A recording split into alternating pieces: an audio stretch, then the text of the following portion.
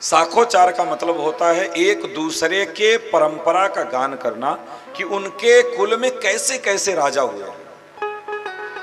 अभी कुछ दिन तक ये था, कुछ दिन तक था, इसका परिवर्तित रूप देखने को मिलता था कि जब कोई लड़का लड़की देखने के लिए जाते थे तो उनके कुल परंपरा को लोग पूछते थे, आपके नाना कौन है, आपके मामा कौन है, आपके चाचा कौन है, बड़े पिताजी कौन है, फूफा कौन है, बहुत सारी चीजें पूछी जाती थी यह जानने के लिए कि इनके पूर्व के लोग कैसे थे।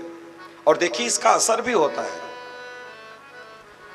जिस परंपरा से, जिस कुल से आप बिलोंग करेंगे, जिस कुल से आप आए हैं, उसका कुछ न कुछ अंश आपके अंदर पाया ही जाएगा,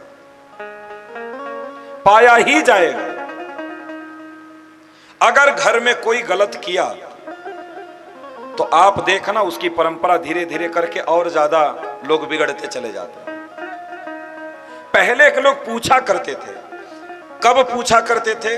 जब लोगों के पास जमीन हुआ करती थी, जिसके घर में उसके बच्चों की शादी हुआ करती थी, और जिसके घर के बच्चे नौकरी करते थे उसके घर के बच्चों का विवाह नहीं होता था। ये तब था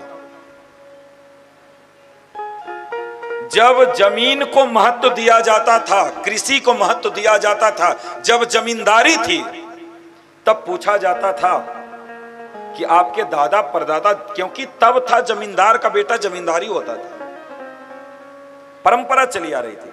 लेकिन अब तो नौकरी आ गई, और जब से नौकरी आई तब से ये पूछना बंद कर दे, कुछ नहीं पूछते।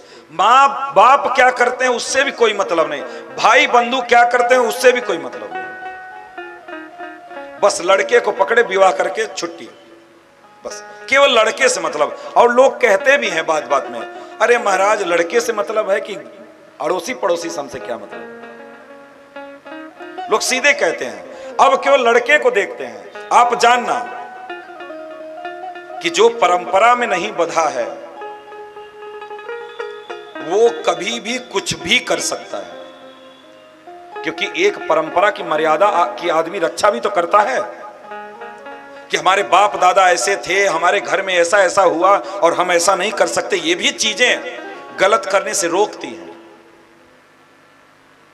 गलत करने से रोकती हैं। लेकिन आज लड़कों से मतलब रख रहे हैं बस कि लड़का ऐसा होना चाहिए बस।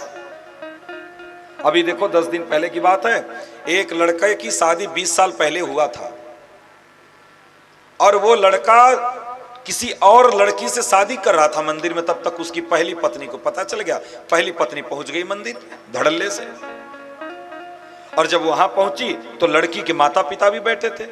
बोले ये हमसे इसकी शादी हो चुकी है। लड़की के माँ बाप बोले हमको तो पता ही नहीं कि इसकी शादी हो चुकी है। अब लो,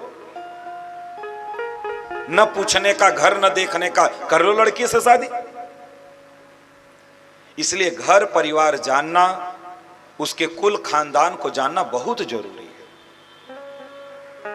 बहुत जरूरी है। और नहीं, अगर उसके कुल खानदान में कुछ अवगुण होगा तो वो उसके अंदर आपको देखने को मिल ही जाएगा। हजारों प्रमाण हम दे सकते हैं कि घर के लोगों का अगर आचरण ठीक नहीं है तो उनके घर के बच्चों के आचरण को आप देख लो, कुछ न कुछ उनके अंदर मिलेगा ही मिलेगा, बाप दादा का कुछ न कुछ मिलेगा। इसलिए बहुत हम लोगों को इस पर विचार करना चाहिए, विचार करके ही बच्चों का विवाह शादी करना चाहिए, बहुत विचार करके। यही सब कारण है मरने का, जलने का, मारने का कारण कुछ और है और लोग आज कारण कुछ और बना रहे हैं। वास्तविक कारण तो ये सब है, मूल रास्ते से हम लोग भटक गए हैं, कारण तो ये है। अब जो लड़के की कोई मर्यादा नहीं तो कुछ भी कर सकता है, वो तो मार भी सकता है, काट भी सकता है, कुछ भी कर सकता है। वो तो किसी को मानता ही नहीं, मां नहीं मां तो पिता नहीं देवा, और साधुन सन करवावै सेवा। जो जिनके पास इस प्रकार का आचरण है ऐसे लोग निशाचर होते हैं। तो ऐसे लोगों